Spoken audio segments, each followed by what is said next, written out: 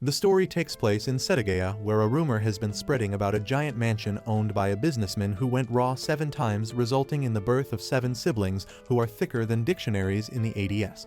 Currently, one of the siblings named Arata asks his brother about a way to get a thick girlfriend, to which Shin replies, advising him to just go with the flow. Arata further asks how he managed to get together with his current girlfriend Yu, and Shin lets him know that it takes courage and figures that Arata must have more pressure considering he's the older son. Annoyed, Arata lets Shin know that he's not in a hurry and only wants a reference. Shin also mentions that he's pretty patient as well, but wanted to experience what a tight coochie felt like. This gets Arata curious about how it is and gets told that it's pretty amazing. Additionally, Arata asks about the place he did the deed, but Shin starts making fun of his blue lens glasses instead. Nonetheless, he then asks Arata about the girl he was talking about, to which Arata replies that he just called her cute, that's all. He further adds that he doesn't believe in things like fateful encounters, but also distrusts those who say that fate doesn't exist. Shin takes a look at his brother making use of his 2 brain cells and gets back to the game he's playing. Just then, all their sisters arrive and Ouka starts by asking what the 2 of them are talking about. Seiya mentions that conversations between men are usually 10% hobbies, 30% women, and 60% about lewd topics.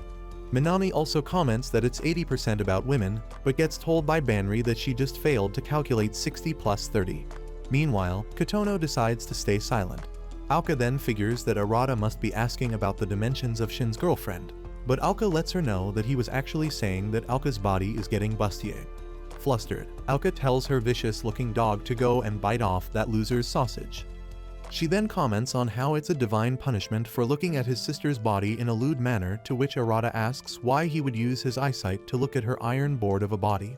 Seiha adds that she's surprised he's able to say that after what happened with Kotono, and while he says that it was a misunderstanding, the other sisters also comment that it was quite shocking. Nonetheless, Banri tells Ouka that she doesn't have to be so mad, as doing that kind of stuff is normal for a virgin boy. This causes Ouka to complain about Banri spoiling him too much, but gets told that it's something normal for him at that age. However, Seiho mentions that keeping the cream for the family could have various negative effects, and when Banri says that she must like someone as well, Seiya instantly disagrees. Seeing her blush causes Banri to call Ouka and Seiya innocent, which is something they don't really appreciate. Additionally, Minami lets them know that she thinks Arata is a great guy, causing him to try shaking her hand while calling her his favorite sister, only to get punched in the guts instead. Minami then apologizes, saying that she was playing Smash before, while Shin asks if the girls have something important to talk about. Ouka reminds them of their plan of going somewhere to celebrate Kotono's birthday, and says that they will be doing it this weekend as the family party is tomorrow. Banri tells everyone that the girls are free on Saturday, and Shin agrees as well, completely ignoring Arata's opinion. With that being said, they all decide to go to school, suggesting continuing planning tomorrow as their dad will be returning as well. At the train station, all the degenerates lock their eyes on the sisters' jugs and instantly figure out that the eldest one is in university while the youngest one is still in school. Furthermore, they discuss that this is the only time they can see them all together and how incredibly pretty they are. Surprisingly, Arata and Shin get complimented as well. Later in the school's restroom, Arata tells Shin that a woman's blow hurts more than he thinks and complains about how he's not allowed to hit in return and that their parents spoil them too much. Shin also mentions that he was bullied in the past as well, saying that he can't blame others for thinking that they live in a harem rom-com. Apparently, Banri, being the oldest, is in university and aspires to become a nurse, while Seiha is still in school and always ranks first, having the best results. Ouka, on the other hand, has the best grades only behind Seiha and is very athletic.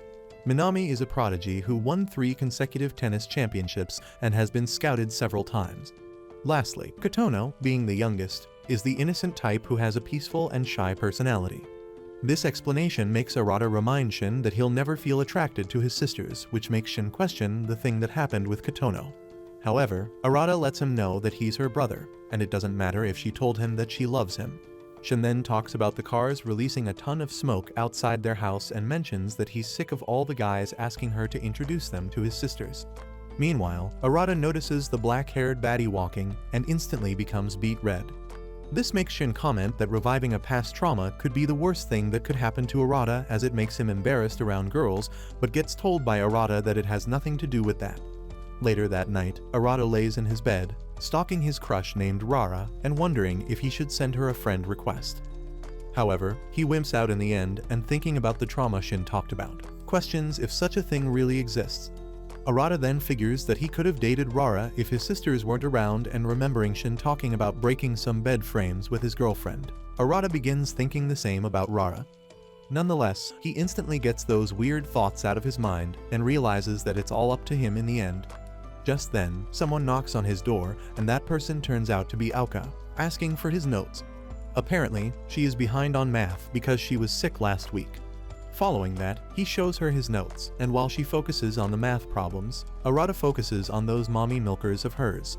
He then advises her to wear something more, but Ouka replies that she shouldn't be on guard at home and reminds him that they used to take baths together in the past.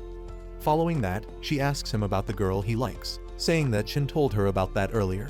This makes Arata question why she's so curious, and Ouka reminds him that the two of them are twins, which is why she needs to know. In the end, Arata tells her about Rara, and realizing that she's on the committee with her, Ouka asks if Arata wants her to help.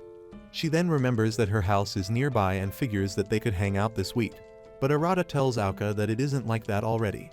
This makes Ouka mention that she's not asking him to confess, and besides, Arata is the eldest son, so she's doing this for their dad as well. Nonetheless, Arata tells her that he needs to do everything at his own pace, causing Ouka to apologize for helping and saying that she's sure he'd never find a good wife. With that being said, she thanked him for the notes and leaves. On the other hand, Banri is in her room, changing, and notices the text message on her phone. Seiha, as usual, is studying hard. Minami is getting some workout done before going to bed. Meanwhile, Kotono is sitting on her bed, looking at their family photo, focusing especially on Arata. The next day, Arata is on his way home and notices people talking about his sisters, calling them the Holy Trinity. While Shin along with his girlfriend compliment them for being the center of attention, Arata doesn't seem to understand this and wonders how someone can call this a harem rom-com. Even if they live together, two of them are older than him, one is his twin and the other two are younger. This makes him question if there's another future where maybe he doesn't have those 5 sisters around. Suddenly, he notices Rara with another guy, locking arms together, which makes Arata think about fate and how everything is decided from the start. According to him, fate is called this way because everything is decided from the start. That includes the number of siblings and your partner in life. Following that, Arata notices that it's already time for the party and gets dripped up.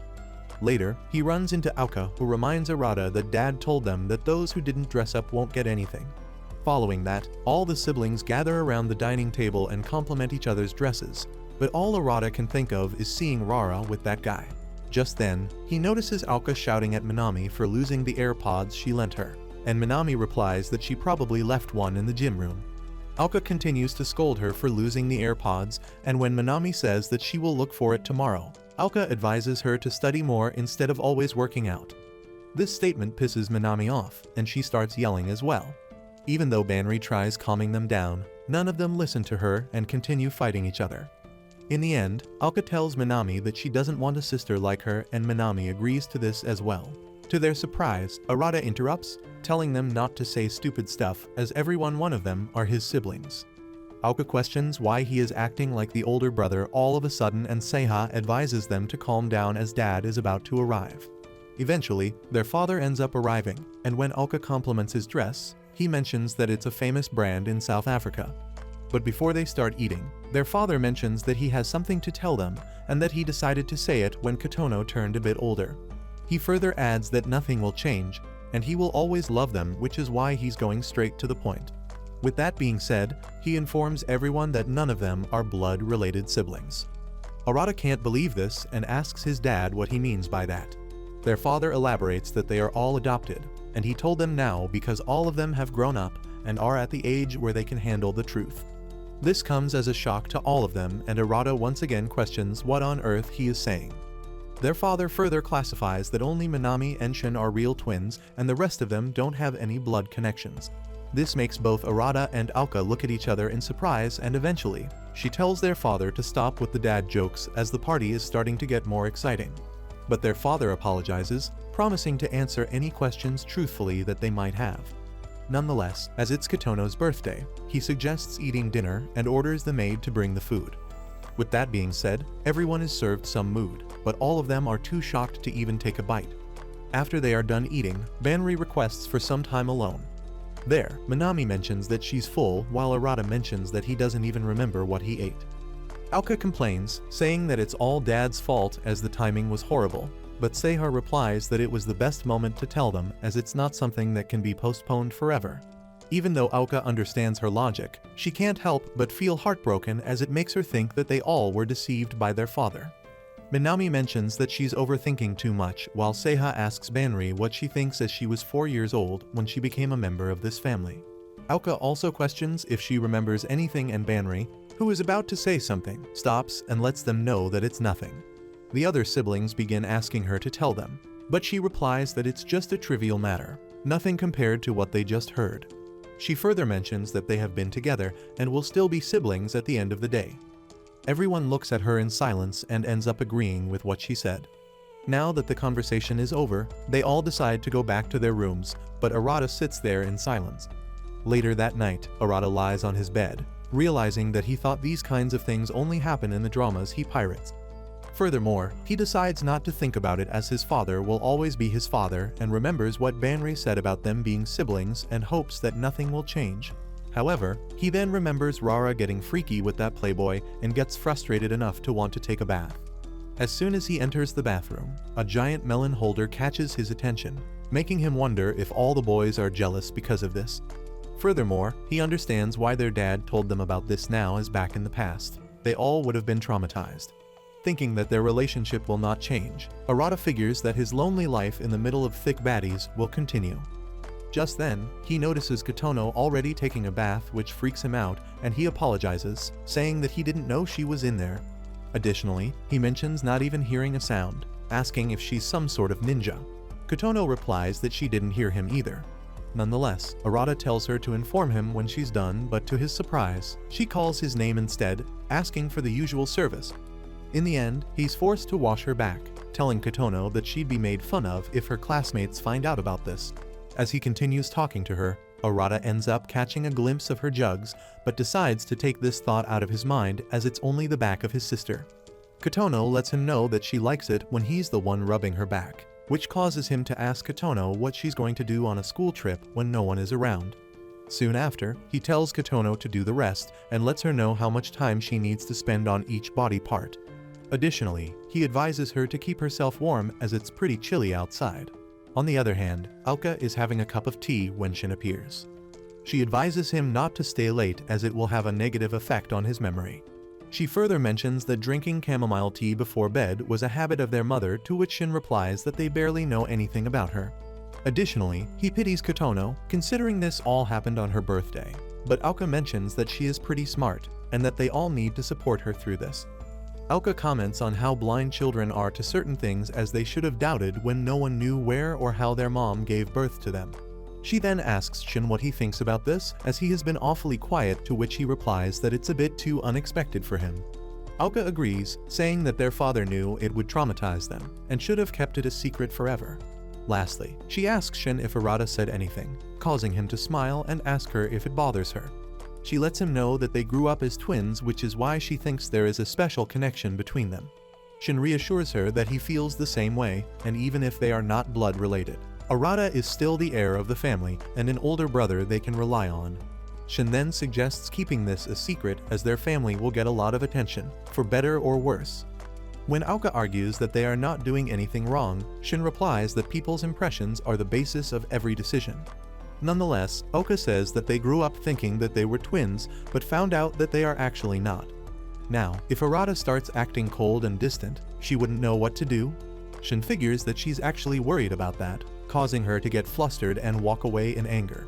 However, Shin tells her not to worry about that, as it's just like Banri said, nothing will change, and she will always be his cute and kind older sister. Additionally, Shin is glad that at least he and Minami are real twin siblings, and figures that this will make headlines everywhere if it reaches the public.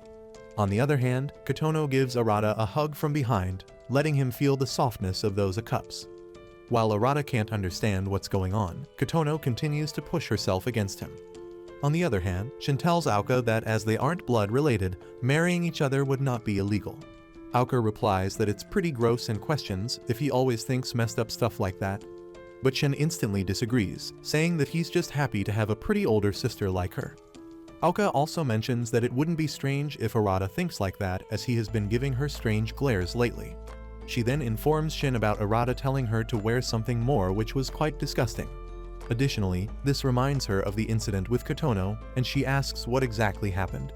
Shin figures that she's talking about the room incident, and Ouka adds that by the time they reach there, Kotono was already being covered. While Shin mentions that he is forbidden from talking about it, Ouka lets him know that Arata would never jump on Kotono out of lust, which makes her believe there's something strange going on. In the end, Shin ends up telling Ouka that Kotono confessed to him. Shocked, Ouka asks Shin to tell her more, and he lets her know that even though Arata said he couldn't feel the same way, Kotono didn't seem to care about that. She then attempted to hug him, and while trying to stop her, he ended up on top of her.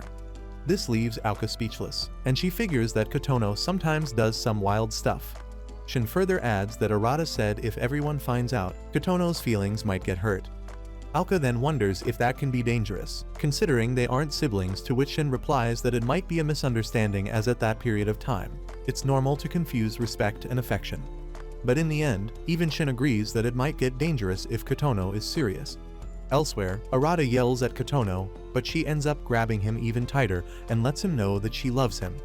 Arata once again reminds her that it's impossible, which makes her question the reason while pressing her underwhelming body against him. When Arata questions what she means, Kotono replies that she has searched everything about non-blood related siblings and marriage. Furthermore, she asks Arata if she's a bad girl, causing him to look into her eyes, trying not to get distracted by the little ant hills on her chest. However, all he sees is her face redder than your ex's flag collection. Nonetheless, he tells Kotono that she isn't a bad girl, and that during early stages of life, people often mistake love and affection with someone close to them. When Kotono tries to argue that it's not like that, Arata replies that it has nothing to do with being blood related, and in the end of the day, he's her big brother who wishes for her happiness more than anyone. He has the responsibility to watch over her until she becomes a cute bride. With that being said, he walks away, agreeing to forget about it and advising her to warm up properly.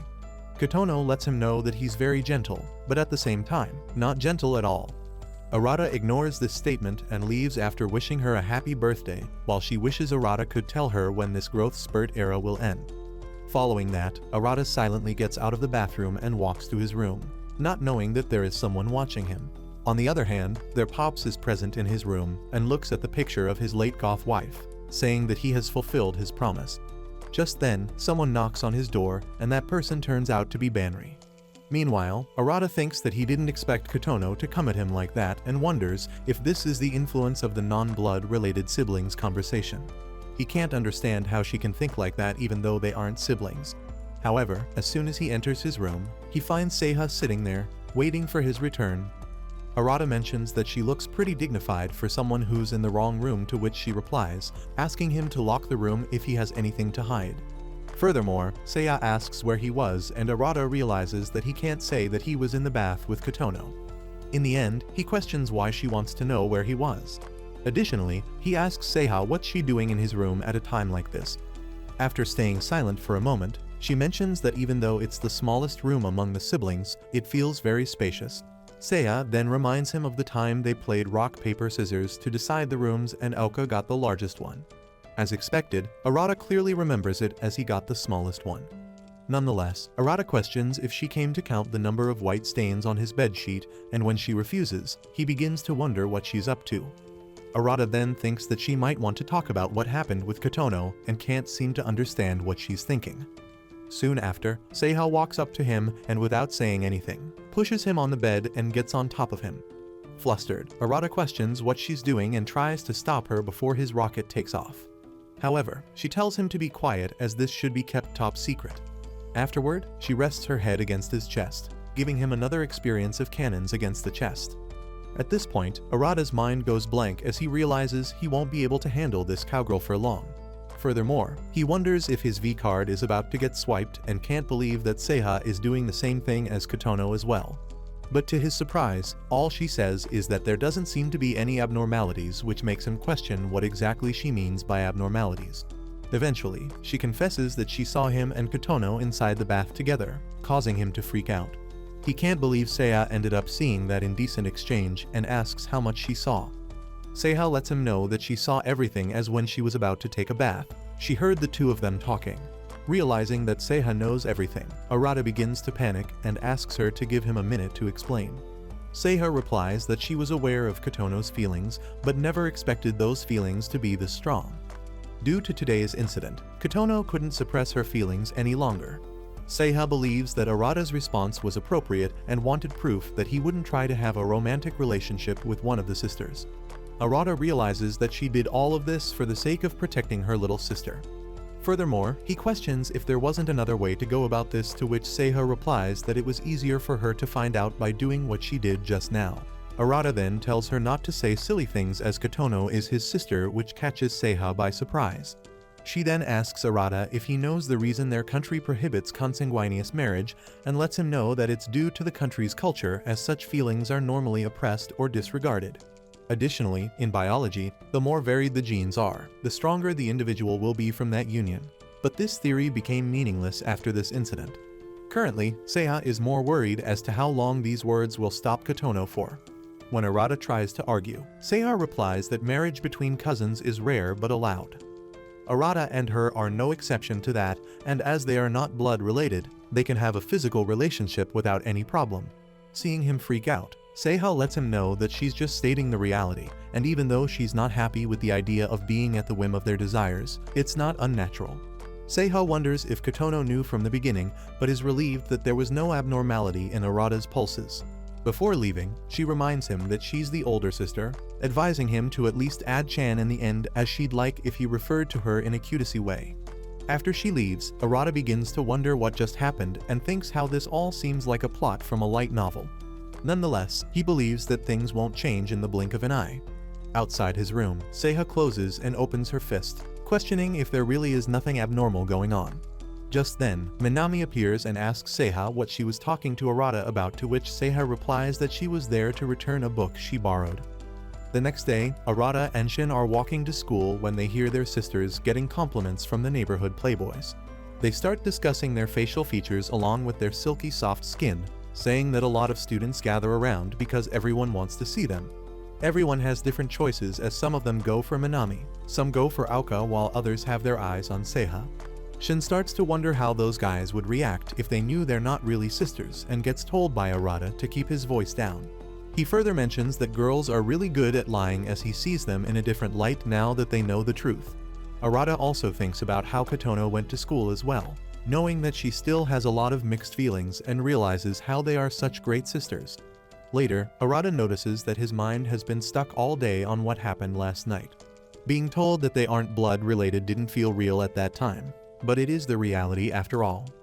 His sisters seem to be shaken up as well, but in the end, they are all still siblings, and Arata believes that nothing will change at all. Just then, Minami appears and greets Arata, asking if he's free after school, to which Arata agrees. This interaction reminds him that Minami is the most cheerful of all the sisters and a morale booster who has fun doing almost anything. Arata then comments on how Minami amazes him, saying that he bet the coach expects a lot from her. Minami mentions that she does it because she likes it, to which he replies that loving what you do is a talent in itself. Suddenly, a group of fangirls appear and start asking Minami to take photos with them. Furthermore, they promise to root for her in tennis, hoping that she makes it to the Olympics. After they leave, Minami lets him know that they are her fans and shows him the picture she took in a boy's uniform, which made her super popular among the ladies. Frustrated, Arata tells her not to overshadow him with girls too and decides to head back home. However, Minami stops him and lets him know that she got demolished in the proficiency test, which is why her coach told her to skip practice to study. This reminds Arata that even though she's an athlete, Minami has the worst test scores in the family, and in the end, decides to give her some private tutoring. With that being said, the two of them visit a nearby karaoke where Arata explains everything she needs to learn. Meanwhile, Arata notices that she really looks beautiful up close and suggests trying another set of problems. However, Minami keeps on getting everything wrong and figures that her rotted brain makes sense, as the two of them are not related. Before long, she gets distracted and ends up putting KS eyes thick of it on the karaoke device. But hearing her sing that disastrous song ends up making Arata laugh. Soon after, he notices that Minami is throwing him off track, but seeing her have so much fun makes Arata realize that her wild nature is the last thing he worries about, because she is the sister who's most fun to hang out with. While paying for the karaoke room, Arata notices Rara along with her boyfriend, causing him to instantly hide, which ends up confusing Minami as well. Following that, she mentions how fun it was, adding the fact that yesterday sure was a big mess. This makes Arata question what she thinks, to which Minami replies that she's starting to wonder about her real parents. However, she worries about Kotono more as she's the youngest and can be more delicate. Additionally, she mentions that Arata isn't really her big brother, just an upperclassman, but it doesn't matter what she calls him as the bond they built throughout these years is the real treasure. Furthermore, Minami tells him not to get so down if the girl he's down bad for is already getting pumped by someone else. Arata freaks out after hearing this and asks who told her, which she replies that it was Ouka. Minami further mentions that Arata's pretty great as he's handsome, funny and cares for his siblings. Following that, she pats his head, and when Arata asks what's that for, she asks him to cheer up for her. With that being said, she suggests playing Smash after returning home, but gets reminded by Arata that she needs to study. On the following weekend, all the siblings pay a visit to Diddy's house. Ouka mentions that it's her first time, while Banri advises everyone to stay together. However, Ouka and Minami don't take long to get touchy with the mascot, while both Kotono and Arata are both too embarrassed to talk to each other. He realizes that this is his first time facing Kotono after the incident, and even though they are all together, it's still a bit awkward. Noticing that she's acting normal so far, Arata wonders if she has learned her lesson. Shin mentions that they got spending money thanks to Kotono, and Banri reminds everyone that they are doing this because of her birthday. Following that, Banri decides to buy lunch and asks Arata to help her out. However, as soon as they return with the lunch, they notice that everyone is gone, and Banri mentions that it's impossible to make them stay in place. Nonetheless, while Arata tries contacting them, Banri tells Arata that it's just the two of them and suggests going on a date. He freaks out hearing the word date and reminds her of the others, but she ends up making him agree as well. This makes him think that even though Banri is the oldest sister he can rely on, she still always throws him for a loop. Eventually, the two of them begin walking together, linking arms, and when Arata asks to let go, Banri lets him know that she doesn't get enough chances to date a dreamboat like him. But when Arata reminds her that he's her brother, Banri replies that others may not see it that way. Furthermore, he notices that his elbow is continuously touching her pepperonis. Banri also witnesses his reaction and mocks him for thinking about the soft sensation by his elbow. However, when Arata questions if he was touching it, she disagrees. But at the same time, Banri lets him know that she sometimes can't control herself and wonders if that was too much stimulation for a virgin like him.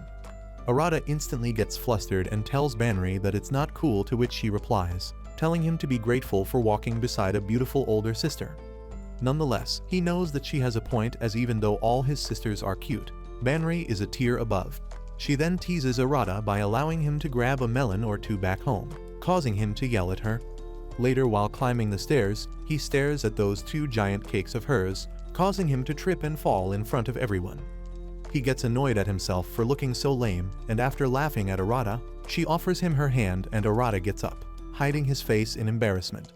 Following that, the two of them ride a roller coaster, and then decide to take a short break, discussing how the others are nowhere to be seen. Banri decides to eat some of the food she bought for others, and figuring that they won't be mad, she takes a bite. Seeing her smile makes Arata think that she smiles like a little girl and wonders what she thinks about them being unrelated. In the end, he asks Banri if she's doing alright after what Dad said, to which she replies that even though it was a surprise, she can't let it faze her. She then asks what's up, as this is oddly kind of him, but knowing that he can't tell her everything. Arata replies that he's anxious about it as well, but thinks that it'd be nice if this doesn't change anything between them. This causes Banri to pat his head, saying that it was so cute of him, as he always used to come crying to her after Ouka and the gang set him off. Additionally, Banri mentions that she has made her decision, and as she's the eldest, she's willing to risk her life to protect all of them, which is why he doesn't have to worry, as she'll always be there to help out. Arata realizes that it's true, as all his life, Banri's always seemed so cool. With that being said, she prepares to go back, but ends up dropping something. Simultaneously, a girl with a tray full of food almost drops it on Banri, but just in time, Arata appears in front of her, taking it like a true man. The girl instantly begins apologizing, but Arata lets them know that it's okay while Banri begins to panic as well. While she's busy wiping the food off of his clothes, Arata lets her know that he'll protect her too because he's her little brother. Banri gets beet red hearing this statement and notices her heart skipping a beat. Before long, the others arrive as well and start making fun of Arata for being wetter than the actors in adult films.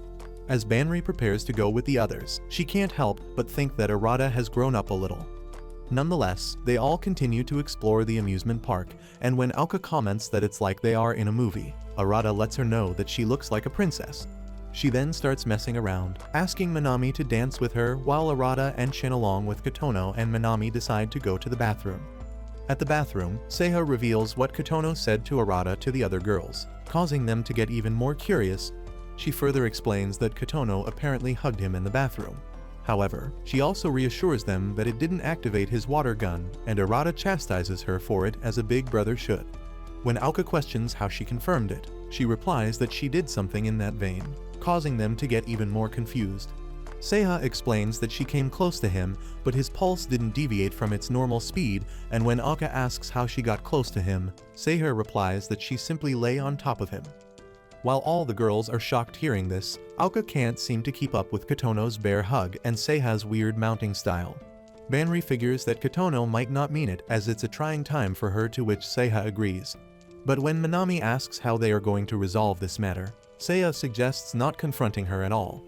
Furthermore, she asks why Ouka has been quiet this whole time, and Ouka reminds them of the incident in the game room, saying that Shin told her that it was Kotono who started it back then as well. This makes them realize that it's the second time, making them wonder if Kotono is really serious about it. Nonetheless, Shin mentions that the context is clear, and after learning about them not being siblings, Kotono's sleeping hormones might have been activated. Banri tries to cover for Kotono, saying that hearing about this out of nowhere could make anyone panic, and even though she spoke with Dad, it'll take some time for them to accept. Apparently, she asked him about her real parents, but found out that they all are orphans, and he doesn't know about their real parents. For now, she decides to wait and see what Kotono does, as that way, nothing weird will happen. Seiha agrees, saying that none of them are totally unfazed by this, and with that being said, the girls meet up with the others. However, seeing Arata talk to Banri so casually makes Ouka a bit disappointed. Before long, they are done riding all the attractions and decide to head over to the gift shop. Arata realizes that he's pretty tired and notices that Kotono's still pretty normal and chill, which is good.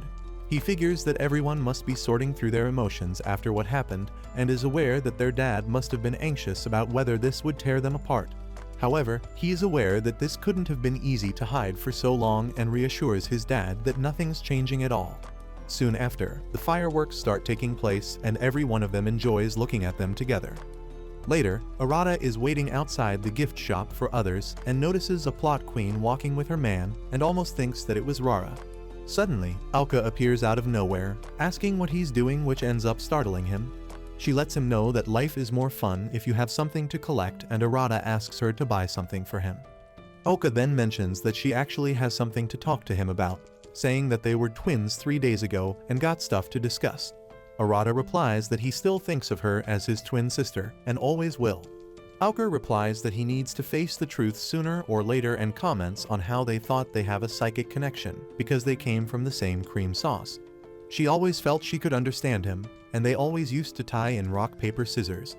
This makes Arata question the reason behind this discussion, and to his surprise, Ouka lets him know that she loves him.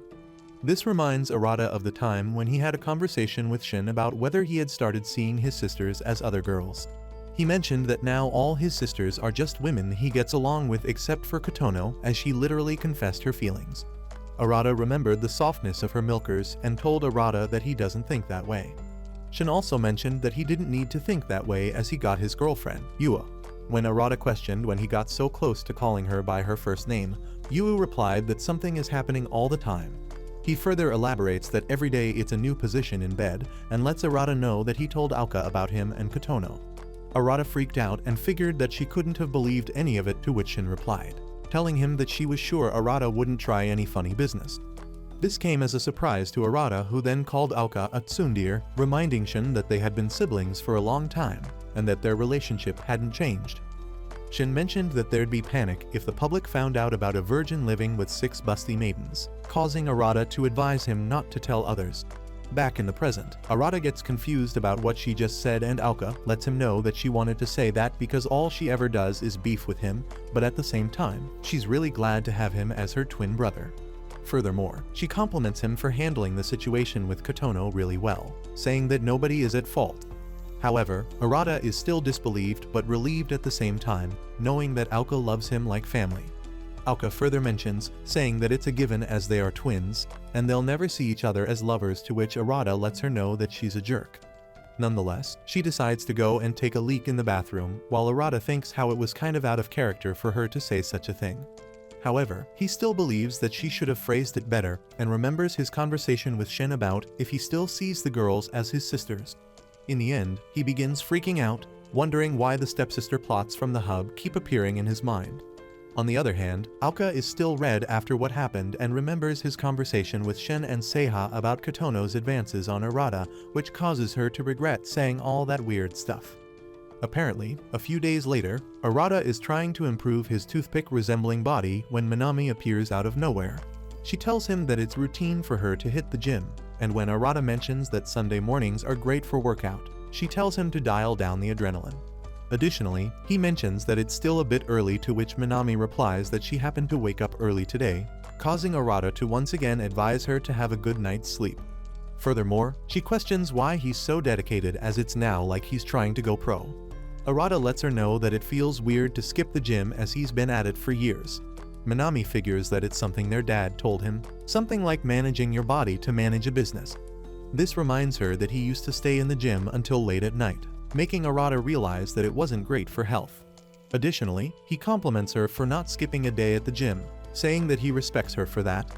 Minami gets touched by this statement and replies that it could just be in her genes. This reminds her of the amusement park when the girls started to wonder what color Ouka wanted, and realizing that they were nowhere to be seen, Minami decided to go and ask her real quick. But as soon as she got out of the gift shop, she noticed Arata and Ouka talking to each other. But just when she was about to interrupt, she heard Ouka tell Arata that she loves him. This caught Minami by surprise, and she ran away. Back in the present, Minami stares at Arata and realizes how hard it is to straight up ask him about what happened. It could be that she misheard, but if it's true, this makes her wonder what kind of relationship they have. She can't understand what's going on, and if his sister is getting the seed from his brother. Arata then asks if she weren't here to work out, causing her to panic and agree. When Arata starts to question what's going on, Minami begins to act as if she's working out. But Arata instantly notices that her form is all messed up. Eventually, she manages to ask Arata if something happened between him and Ouka, which catches him by surprise, and he asks what she means. This causes her to take back her question, and Arata advises her not to worry as all they do is fight each other all the time. But even though she knows that it's the complete opposite, Minami acts as if she's relieved to hear that and decides to work out after lunch. Arata reminds her about her regional meets, telling her not to overwork herself. Minami agrees with him, saying that he's pretty soft, almost like a tennis ball, and walks away, causing Arata to wonder what's wrong with her. Outside the gym, Minami regrets not being able to spit it out, and given how he acted, she figures that it might not be that big of a deal. After Arata is done working out, he also thinks about why Minami asked him about Ouka and figures that she must be thinking hard after their talk with Dad. Furthermore, he decides to care for her, considering she is his sister, and wishes that he could do more for her. But as soon as he enters the bathroom, he comes across Seiha in her undies, staring at him. He instantly freaks out and goes out of the bathroom, asking her to at least lock the door. Seiha replies that she doesn't read much manga or watch a lot of anime, but is aware that this kind of reaction usually indicates the peculiarity of the situation, especially when it comes to portraying awkwardness or a dirty mind. Arata replies that all he said was to lock the door, to which Seiha replies that this is hardly the first time, and he could have just reminded her that she forgot to close the door and everything would have been fine. Arata then tells her not to continue stripping, but in reply, Seiha apologizes, wondering if this body that he has seen for so many years still makes his little Johnny rise. Arata lets her know that it's not like that, and remembering what Ouka said to him, he can't help but think how frustrating his sisters can be. Following that, he notices Seiha's ring and is surprised by the fact that she keeps it on her all the time. Seiha lets him know that it's a keepsake from mother and she only takes it off while bathing. Arata realizes that even though she's the second oldest, Seiha also can't remember mom that well. Additionally, the image of her drenched jugs begins appearing in his mind, making Arata decide to do one more set at the gym. Later that day, Banri visits Arata's room, saying how clean he keeps it even though it's the smallest one. This reminds her of the time he got scolded for spilling snacks on the floor, and when he asks why she is in his room, Banri replies that she just wanted to see the room of her darling brother. However, she expected a more manly room with a vibe that screams that he's a grown man now. Following that, she checks out his laptop and notices all the freaky adult categories he's into, making him question how she knows his password. After that, Arata begins to wonder what she's doing in his room as it's been more than 2 years since she's been here. Realizing that she's always been a free spirit, he thinks that maybe she's here simply for the sake of it. Banri then mentions that he's old enough already, and she'd be concerned if he wasn't already a top contributor on OnlyFans. Furthermore, out of nowhere, Banri suggests going on a date and smiles like it's a common thing, catching him by surprise. With that being said, the two of them pay the nearby shopping mall a visit where Banri mentions that he was supposed to buy a new phone. This reminds Arata that he was planning to replace his current one, so this date sort of works for him. Banri further mentions that a lavish dinner followed by her coochie getting filled at a luxury hotel would be nice as well. Arata reminds her that he is her brother, causing Banri to hope this happens in their next lives. Nonetheless, the two of them enter the cell phone store, but Arata couldn't help but wonder the reason behind the date as she didn't want to go anywhere in particular. In the end, he decides not to ponder over it as Banri seems to be having a great time. Before long, Arata chooses a phone of his liking, which makes Banri mention that he never second guesses and that a boy of his age should be fussier over colors and designs. But Arata replies that he has his own taste and isn't only interested in looks. Banri further says that a phone is like a lover, as the things you want from a phone are the same things you'd want from a girl. For example, he keeps both real close to him, and maybe one can be all about appearance or what's inside. This is her personal theory, and she believes that if the appearance is pretty, he might not mind if the software is a bit buggy. Following that, the employee asks if he'd like to save some money by joining the couple plan, and just when Arata is about to refuse, Banri gives him a hug from behind, suggesting signing up for the couple plan. However, her airbags deploying on his back causes Arata to panic, and he ends up refusing to take that plan. Later, Banri tells him that he could have saved money by lying, but Arata replies that it could have been problematic. Additionally, he can't believe Banri as all she's been doing is making fun of him. Just then, she notices an ice cream store and decides to get some. In the end, she gets a triple scoop ice cream cone, and seeing her overjoyed over ice cream reminds Arata that she can be childlike about this kind of stuff. He then suggests getting some for the others, but Banri mentions that it'd be liquid by the time they reach home. Furthermore, she reminds Arata of the time when they all got in a fight over ice cream, and Arata mentions that it was Minami who ate Kotono's ice cream, but she was too shy to complain, which caused Ouka to step in. Banri then begins making fun of Kotono for always hiding in the closet when something bad happens. Arata confronts her for saying all that when she easily gets scared of ghosts, which makes Banri freak out and tells Arata not to say anything about ghosts. Apparently, the supernatural is a bit too much for her to handle as it's beyond their knowledge. Nonetheless, Arata mentions that they could spend all day talking about their past, to which Banri replies that those kinds of memories are what she really treasures. Following that, she asks how he has been doing lately, wondering if something has been bothering him. Arata lets her know that it's nothing other than the fact that he was born with the face of an ogre.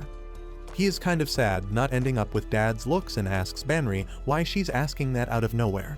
Banri replies that she's the older sister and needs to know if something is making her brother anxious. But she's glad that it's nothing and advises him to chat with her if something comes up. With that being said, she suggests going somewhere else, but just then Banri receives a text from someone and decides to call it a day, saying that she has plans. This makes Arata question if there wasn't someone else she could have asked out. He further says that a date is something you go on with a boyfriend. Banri looks at him in surprise and calls him a sassy little brother, telling him that he's still too young to get it. Afterward, she walks away and, as expected, gets full body scanned by all the degenerates standing nearby. Outside the mall, Banri calls Minami and tells her that there wasn't anything off about Arata, promising to text her the details later. At the same time, Minami thinks about what happened at the park and can't believe he was normal even when Banri asked him. This makes her wonder if she misunderstood and figures that Ouka and Arata would never do such a thing. However, she then notices that instead of replying to Banri, she sent the text on the group chat. Luckily, Minami manages to delete it just in time and is sure that no one saw that. Suddenly, Ouka calls out her name, asking how much longer Minami will take as she needs to bathe as well.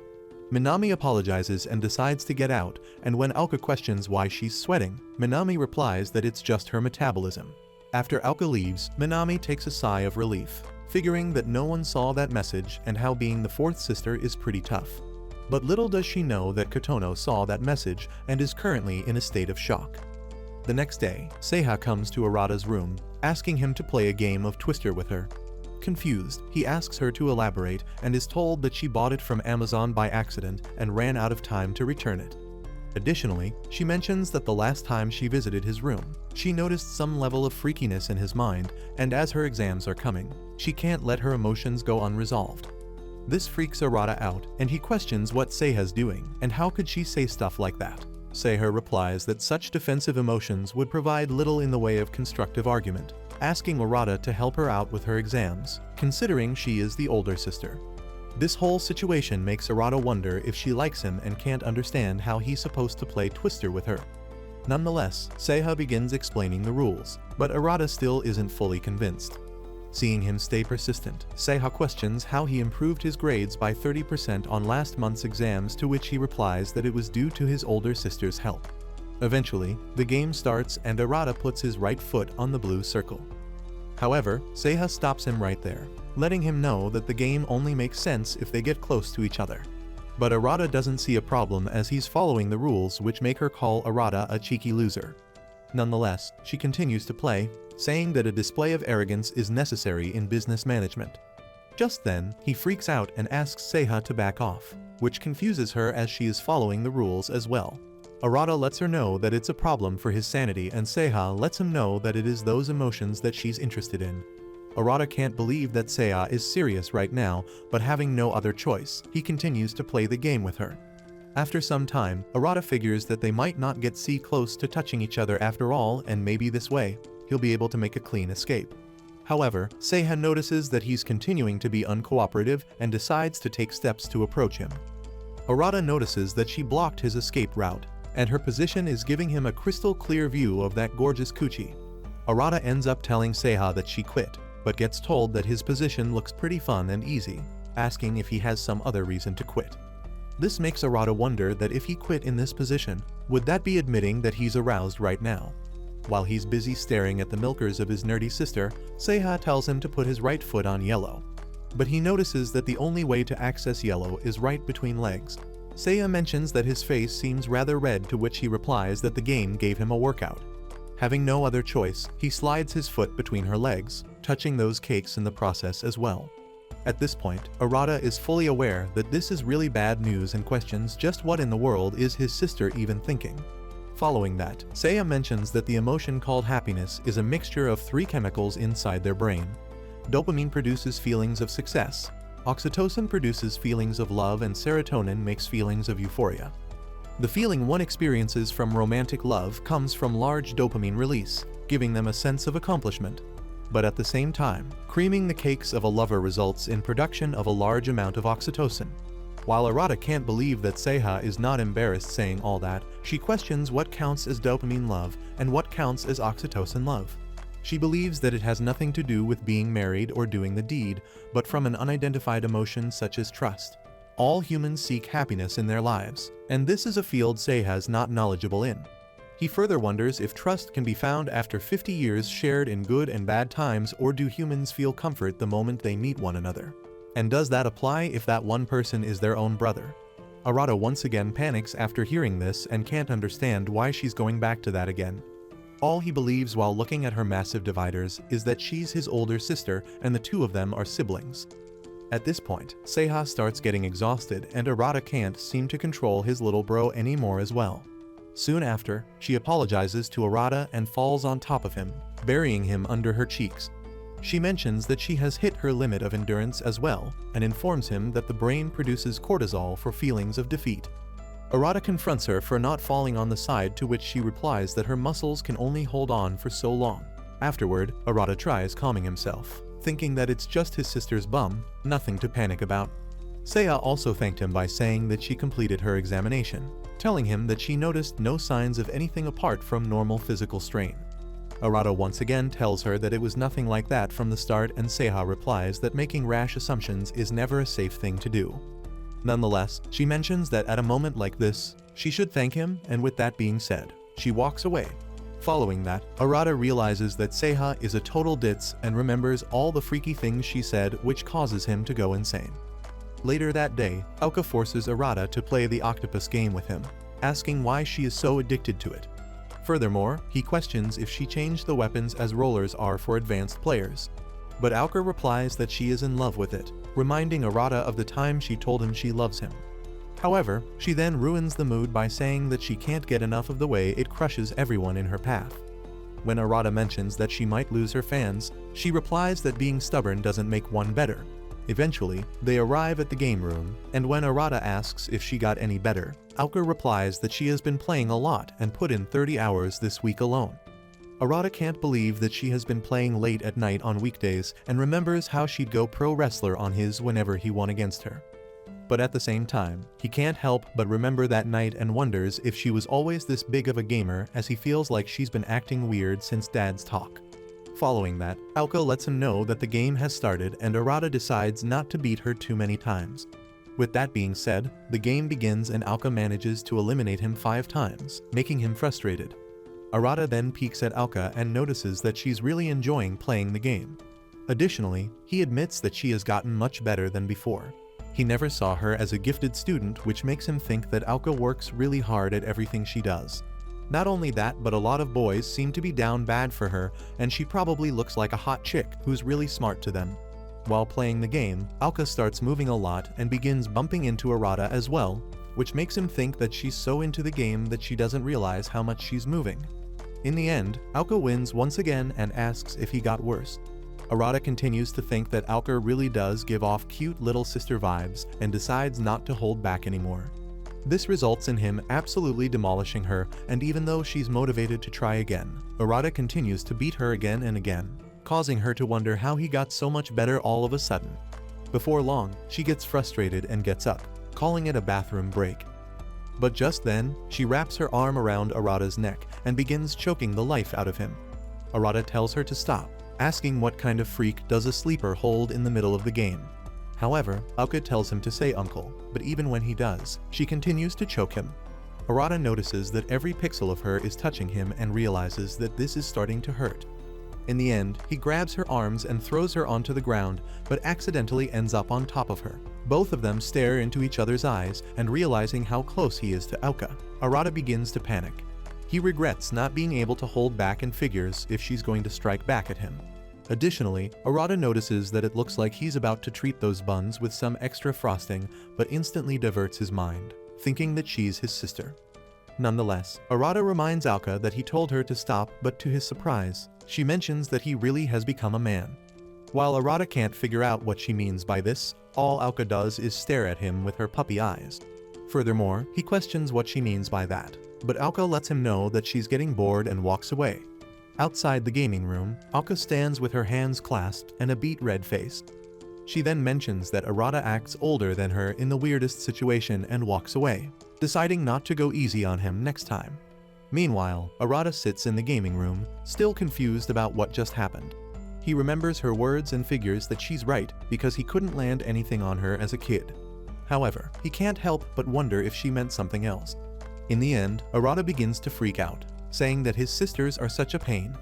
Knowing that there's no point in getting stuck on it, he decides to go to sleep and walks out of the gaming room. However, little did he know that Kotono was present inside the gaming room closet and ended up seeing everything that happened between them.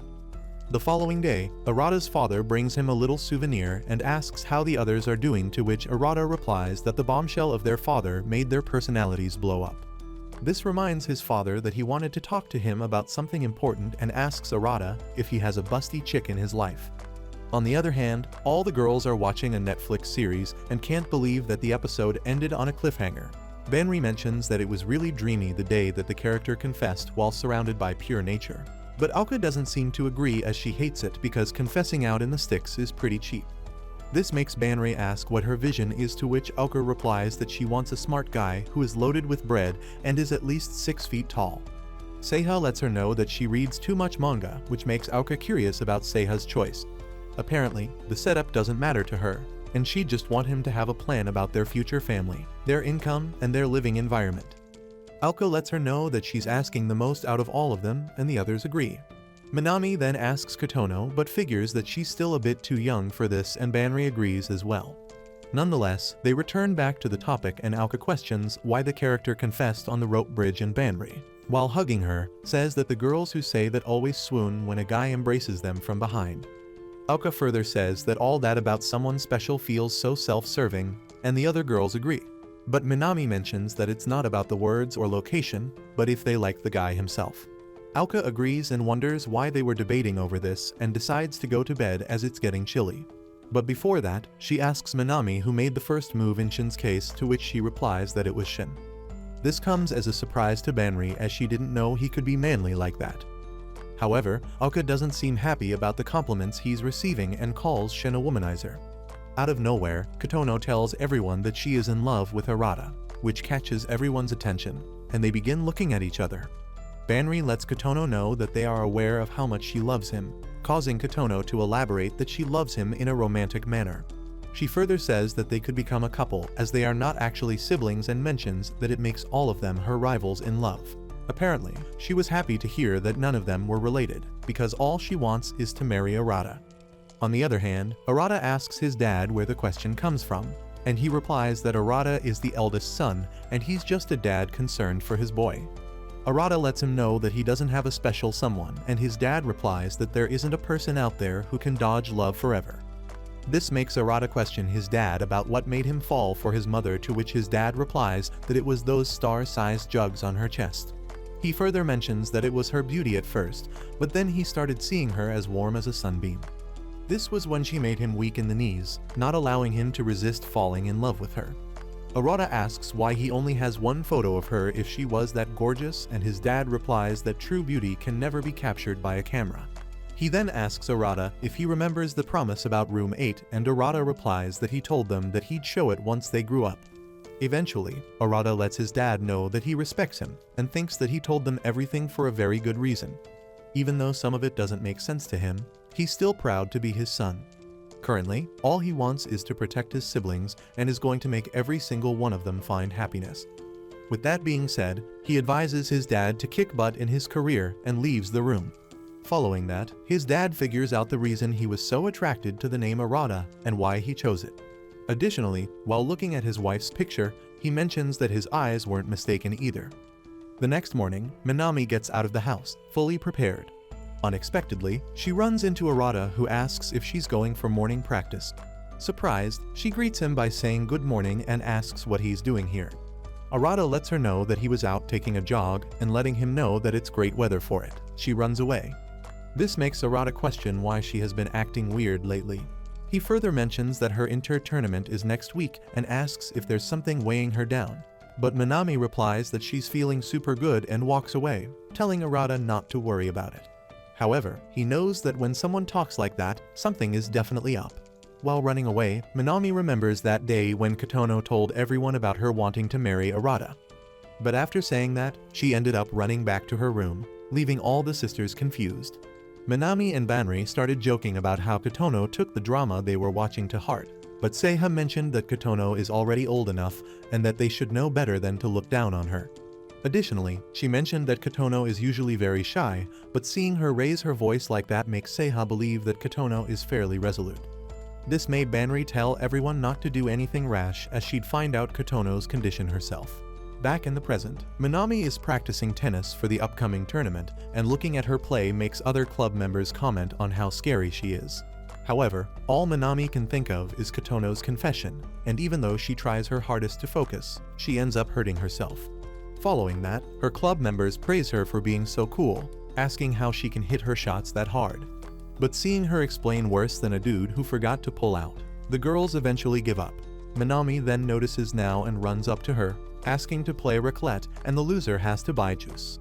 Noticing that Minami is getting cocky, now accepts the challenge, but after getting overwhelmed by Minami, now ends up losing. Minami then begins laughing at her, calling her hilarious, and now advises her not to say that to anyone else.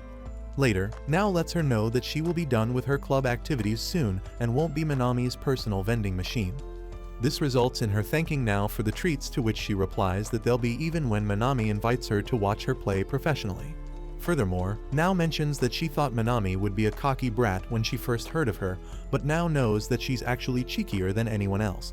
But at the same time, Minami is more hard-working than anyone else and always remains positive, which is why she is truly grateful to have met a junior like Minami. Lastly, now says that their school isn't very successful, and that Minami winning just one game already helps a lot. Even then, she still wants to go again this year, as winning the inter-school championship is every student's dream. Minami agrees and mocks Now for sounding like a teen manga just now. This makes Now embarrassed, and she tries changing the subject, but when Minami confronts her for it, Now suggests going for another round of tennis. This reminds Minami of the time when she heard about Now not getting a university recommendation, due to which she was going to quit tennis. Back in the present, the two of them continue playing that game, and in the end, Now surrenders, saying that Minami really is a prodigy. However, Minami replies that Now is pretty good as well and asks the reason she calls this game raclette. Now replies that it is because she loves Federer, which makes Minami crack up. But at the same time, she makes up her mind not to whine this time, as she's going to win the gold medal for Now. Later that night, the housemaid calls Arata to tell him something, and after that, he pays a visit to the gym where Minami is working out. Surprised by his sudden arrival, Minami questions what's up, and Arata asks if the tournament is on Saturday next week. When Minami agrees, Arata decides to become her personal trainer till then. Minami wonders the reason and reassures Arata that she already attends training school, which is more than sufficient. But Arata then mentions that she's injured, which catches her by surprise, causing Minami to panic and say that's not the case. However, Arata informs her that their maid, Yamaguchi, saw Minami tapping her ankle in the bathroom. This makes him figure out the reason she has been acting weird lately, but little does he know that it's not the actual case. Nonetheless, Arata mentions that an injured person needs to be looked after, and someone should be there beside them. At the same time, Ouka is present in her room, still thinking about Kotono's confession, and Arata pinning her down. Meanwhile, Arata begins grabbing those thick thighs of Minami to try and check if any other body part is injured. But she gets bored and tells Arata that she wants to do a 100-point match already, or an endurance run. This reminds Arata of how they used to work out together since they were little, and notices that her build has changed since then. Additionally, that thing with Ouka pops into his mind, but he instantly diverts his mind to Minami. He then thinks that even though he usually treats Minami like his male friends, she has the clearest skin and the most supple muscles among the sisters. Not only that, but she is a straight-out baddie, to the point that even Arata's classmates are fans of hers. Following that, he asks Minami if she told anyone in the club, to which she disagrees, saying that the team's putting all their hopes on her. Arata advises her not to push herself, and she agrees to tell her club mates if the worst happens for the sake of the future. She could be substituted, but they're not a school with a large team. Furthermore, there's someone she needs to win the tournament for. Nonetheless, she reassures Arata that the injury is not serious, and she's still able to do her usual training. But Arata still advises her not to overdo it, along with the fact that she should still go to the hospital. Afterward, Minami tells Arata that it's his turn now and begins helping him stretch. Unknowingly, she starts rubbing her mountain tops against his back, and when Arata tries to stop her, Minami starts going even harder, pressing them even more. Arata starts wondering if Minami doesn't realize it and thinks that she should have some shame for her age. After they are done, both of them return to their rooms, and on his way there, Arata thinks that Minami seems to be the only one who's the same after knowing that they're not related. Just then, he notices Kotono standing in front of him, with a face redder than your math test result. Do you think Kotono will confess to Arata for real this time? Comment siblings if you'd like a part 2 of this series. As usual, thank you for tuning in, and we'll catch you in the next one.